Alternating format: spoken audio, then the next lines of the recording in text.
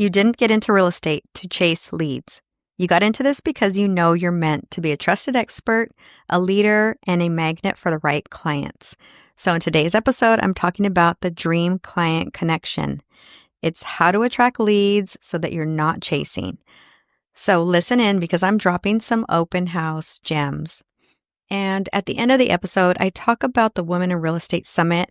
At the time of this recording, we just completed that 5-day summit, but you still have until March 7th to get in there and purchase your all access pass. And you guys, with that all access pass, it's a VIP experience that you're going to have lifetime access to all the presentations. There's workbooks and worksheets in there, all the replays. There's a business planner. There's a student portal. There's some mini courses, marketing guides, ebooks, free membership and trials. You're not going to want to miss it. So if you're listening to this and there's still time to get in there, the link for that is in my bio. It is called the All Access Pass for the Women in Real Estate Summit. I highly, highly recommend it. But for now, stay tuned to today's episode. Welcome back to Season 2. Today's episode, we're going to talk about the dream client connection. It's a phrase that I created recently so that I can have my agents just really focus on dream clients. And what that means is how to turn casual visitors into dream clients. Let's start from the beginning. What open houses are really meant to do, right? Open houses there's two reasons to have an open house. One, it's your listing. You're having the open house to sell that home. Two, you're asking a listing agent if you can host their home open because they need to sell the home, but you are there to generate leads. Now, listing agents know this, right? It is a win-win for them. So if they're willing to allow you to host their open house for their listing, then you're going to generate the leads so that you can find business for your real estate career, right? This has been done for decades. It's the way people back in the day, before social media, found their clients. Now, what happens is that because it's been done for decades and the way it's been done, everybody thinks that that's just the way it should be done. And especially now, because of social media, you see agents out there doing these things and you think that's still the way it should be done. So let's talk about that. Let's talk about the mistakes that most agents make at open houses. Because open houses are really, in my opinion, they're one of the most effective tools for generating leads. And if done right, they're one of the most effective tools for building relationships and converting those leads into clients. And what people focus on, though, are the things that don't make that happen. So what do I mean by that? Common mistakes. Common mistakes agents make are overloading open houses with distractions. This is one of my main things I like to talk about because sometimes people get the wrong idea. They think that I mean to never have anything, to never have, flyers or never have food. For instance, the Super Bowl, if you wanted to have, fun food and do something like do a Super Bowl theme, sure, that's fine. What I teach and what I talk about is to not focus on that for every single open house. I mean, can you imagine if you were providing food and drinks and just doing a huge spread for every open house? Can you imagine how exhausting that would be and how expensive that would be? And what happens is that agents are doing this because they see other agents doing this. They see other agents doing huge spreads and having huge, fun little, giveaways and fun things like that. But it's very, very expensive. So when I'm teaching and talking to agents about not having this, it's because most agents are just starting out and I'm teaching newer agents. So I'm talking to the newer agents that don't have the funds to do this yet. If you do, then sure, go ahead.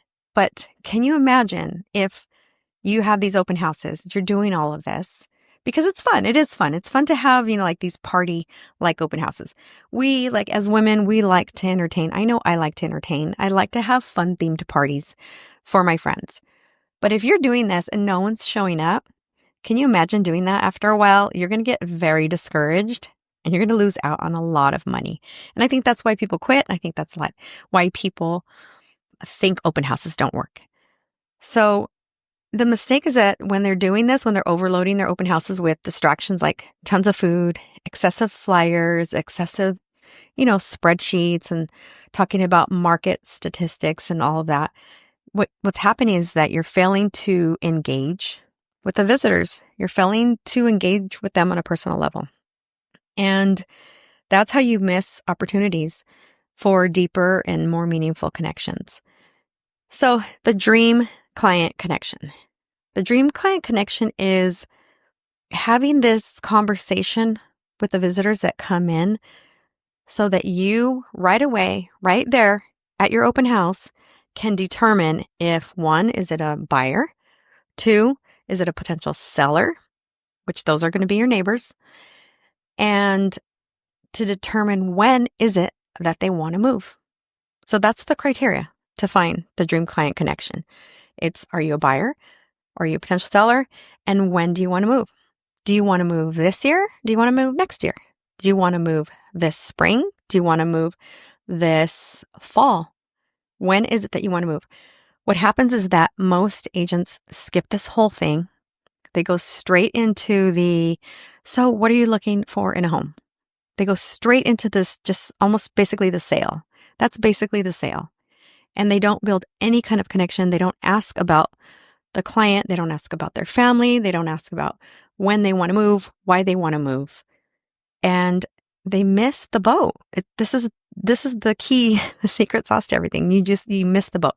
What happens is traditional ways is that you have them sign in and you call them later. And then you try to get all of this information from them later. But it doesn't happen it's not going to work.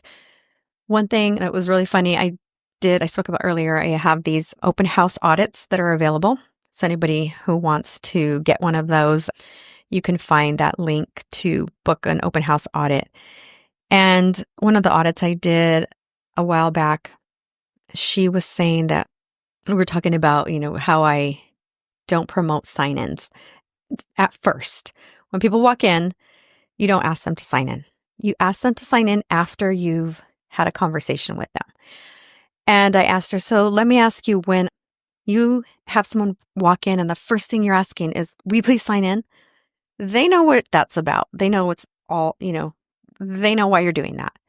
So most of the time, you're going to get wrong names, numbers, maybe the right name, but you're probably going to get a wrong number or a wrong email. And she started cracking the audit that I had. She was laughing and I was like, I just thought, oh, she thought that was funny. She goes, oh my God, I just did that. She's like, I do that. I give the wrong information. And I thought, oh my gosh, that's so funny. Here's a real estate agent, right? That's done a few open houses. And she does that when she goes into open houses or goes into places. So let me ask you, are you guys doing that too? Have you done that too in the past? I know you have. So what makes you think they're going to do that, right? When they're first walking in. So we don't have them sign in when they first walk in. So those are two really big things that we teach inside the program. We go over it over and over because if you've been doing this for a while, you've been doing it the old school way, then it's kind of hard to bring it back. Not hard, it's just that we have to practice over and over. So we go through, the steps, and then I have you go out in the field, you do your open house, and we come back and we go over all of your challenges. We role play so that you can kind of get the flow, and eventually the conversational framework that we teach in the program, it flows. You're going to start having this conversation with people outside of your open houses, and it really builds rapport.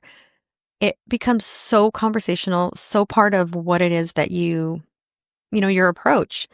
I think I found a couple deals, just going to happy hour with my husband and you talking to the people there at the bar, and you use this approach and you could really end up getting clients from wherever you go. You're sitting at, sometimes you go to a party and you kind of have this small talk. You can use this approach and you can eventually figure out if they want to buy. Everybody wants to eventually move somewhere. Everybody has a dream place to move. So those are just some tactics that we use. And once you come into the program, you really will have a different perspective on how to host open houses. So I encourage you to come to the Women in Real Estate Summit. I will be presenting on February 25th. There's also going to be 37 other women in real estate that are powerhouses in the industry. And once you guys get in there, once you save your seat, it's free to join. There is an upgrade, and a lot of the speakers are giving out bonuses. But if you don't want to do the upgrade, it's free to join. And then once you get in there, they're leaving the Facebook group open for the rest of the year. This is the first time they're doing it this way. So it's going to be pretty amazing. You're going to be able to network with all the women in there for the rest of the year. So I can't wait to see you in there, and I'll see you next time.